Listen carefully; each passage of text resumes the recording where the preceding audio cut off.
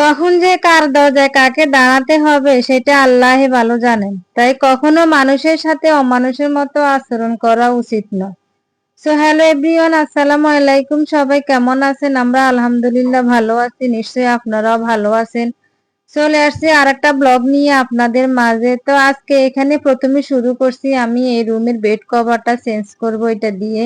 তো চাদরটা উঠে আমি বেডটা একটু ঝেড়ে নিয়েছি। ঝেড়ে যে দিনে আমি বেড কভার উঠে সেদিনে জানালা গ্রিল গুলো একটু মুছি নিই। তারপরে দিয়ে এই যে খাটের ছানিগুলো তো প্রত্যেক দিনই মুছি, আজকে একটু বেশি ডিপ ক্লিন করতেছি ভিজা নেকড়া দিয়ে। তো মোছা শেষ হয়ে গেছে, আমি এখন বেড কভারটা একটু বিছাই দিব। বেড কভারটা আমার বিছানো শেষ হয়ে গেছে। তারপরে এই রুমের আপনার পড়ার টেবিল আছে, ড্রেসিং টেবিল আছে, ওয়ার্ডরোব আছে, সবগুলো একসাথে মুছে এখান থেকে চলে যাব। তো ওই রুম আমার হয়ে গেছে, সবগুলা দেখাই নাই, চলে আসছি সোফার রুমে। সোফাগুলো ভালো করে ঝেড়ে নিতেছি। এগুলি সব রাত্রে একবার ঝাড়ছি, সবসময় ক্লিন থাকে, তারপরেও একবার ঝেড়ে নিই। এখানে এই ডিজাইনটা জানালার কাছে, এখানে যতই ঝাড়ি ততই বালু আসে।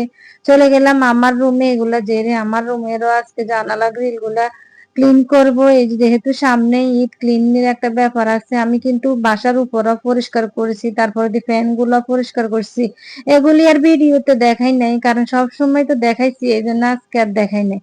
তো আমার রুমও ক্লিন করা হয়ে গেছে। আমি এখন ড্রয়িং রুমের একটু কার্পেটটা ঝেড়ে উঠে নিয়েছি। খালারা এগুলি করে না, করতে চায়ও না, আর আমিও দিই না। ওরা হয়তো দেখা গেছে টি টেবিলটা নামাতে গেলে কার্পেটের উপর থেকে ভেঙে ফেলবে। তো ওদিকের কাজ সব শেষ করে আমি চলে আসছি রান্নাঘরে। রান্নাঘরের এক দুইটা আজকে আমি ধোয়াবো। এই যে এইটাতে পেঁয়াজ, আলু, রসুন, আদা সবই রাখি, আর ওটাতে কিছু কোটা রাখি, এদিন ময়লা হয়েছে। খালা আসলে খালা ধুয়ে দিবে, আমি বাথরুমে বিছাইতে গেছি। তারপরে এখানে চলে আসছি ওভেন গুলা পরিষ্কার করতে। এই যে প্রথমে আমি অনেকবার ক্লিন করছি, ওটা দেখাই নাই, লাস্টেরটা দেখাইছি। এই যে ওটিজিটাও পরিষ্কার করতেছি। এটাতে আমি চিকেন তান্দুরি করছি, কিছুদিন আগে আপনাদের সাথে শেয়ার করছি। ওটিজিটা অনেক ময়লা হয়েছে, এখন আজকে একটু পরিষ্কার করে নিতেছি। সবাই ঈদের আগে একটা ক্লিনের ব্যাপার থাকে, সবাই করে, শুধু আমি না। আর আসছি এখানে আমি ফ্রিজটা পরিষ্কার করতে। এই যে লাস্টের মানে মশাটাই দেখাইতে আছি। প্রথমে অনেকবার সাবানের গুঁড়া দিয়ে ধুয়েছি, তারপরে লাস্টের দোয়াটা আপনাদের সাথে শেয়ার করতেছি। চলে গেছি আমি ডিপ ফ্রিজটা ক্লিন করতে। ডিপ ফ্রিজের ভিতরে সব ভরা শুটকি, এই যে বক্সে গুলোতে সব শুটকি, মাছ, মুরগি সবাই আছে। আল্লাহ জানে কোরবানি দিলে মাংস কোথায় রাখবো।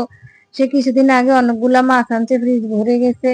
তো ডিপ ফ্রিজটা আমার ক্লিন করা হয়ে গেছে। এই যে শর্টকাটে দেখাইতে আছি, পুরাটা দেখাই না। তারপরে আগের দিন রাতে কিছু ফল আনছে, দেখেন কতগুলো ফল আনছে। আমি বকা দিয়েছি, এত ফল আনার দরকারই ছিল না। আম আনছে, কলা আনছে, লিচু আনছে। কলা লিচু তো পচে যায়, এটা বেশি দিন থাকে না। আম তো ফ্রিজে দেখো থাকবে।